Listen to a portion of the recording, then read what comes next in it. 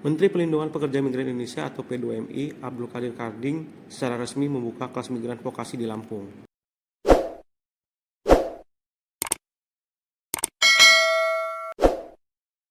Tercatat kelas migran vokasi sebanyak 8.500 siswa yang mendaftar pada tahun ini.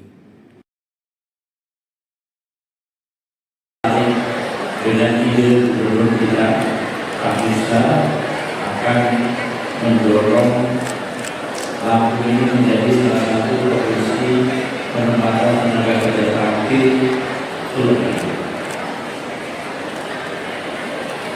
Jalan ke sana, maka salah satu ide dari Lampung yang kami jadikan role model adalah dibentuknya kelas migran di sekolah-sekolah SMA, SMK dan sederajat, dan juga di universitas-universitas yang ada di Lampung. Sambil kita membuat apa yang disebut tingkat center.